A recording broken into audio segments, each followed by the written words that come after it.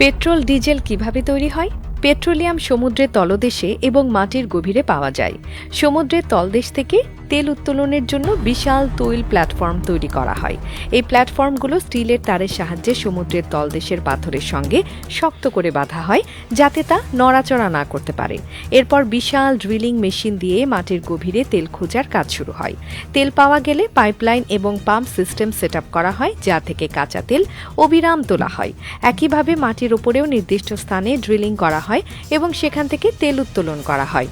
তেলের উত্তোলন শেষে এটি রিফাইনারিতে পাঠানো হয়, যেখানে এটি পেট্রোল এবং ডিজেলের মতো প্রয়োজনীয় জ্বালানিতে রূপান্তরিত হয়। রিফাইনিং প্রক্রিয়াটি শুরু হয় ডিস্টিলেশন নামে একটি পদ্ধতিতে। ডিস্টিলেশন প্রক্রিয়া বোঝার জন্য আমরা একটি সহজ উদাহরণ দিতে পারি।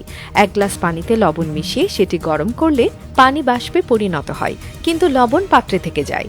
পরে বাষ্প ঠান্ডা করে পানি সংগ্রহ করা যায়। একইভাবে পেট্রোলিয়ামকে গরম করা হয় এবং এর বিভিন্ন উপাদান ভিন্ন ভিন্ন তাপমাত্রায় বাষ্পে পরিণত হয়।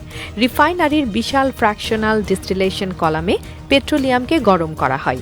নিচ থেকে উত্তপ্ত করার ফলে পেট্রোলিয়ামের বিভিন্ন উপাদান তাদের উত্তোলন বিন্দু বয়েলিং পয়েন্ট অনুযায়ী আলাদা হয়ে যায়। পেট্রোলের উত্তোলন বিন্দু কম হওয়ায় এটি প্রথমে বাষ্পে পরিণত হয় এবং আলাদা করা হয়।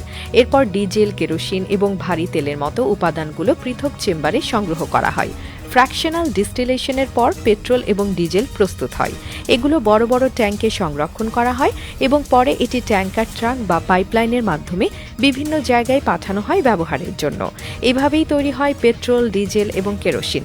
এটি একটি দীর্ঘ এবং জটিল প্রক্রিয়া, যা বিজ্ঞান ও প্রযুক্তির যুগান্তকারী উদাহরণ।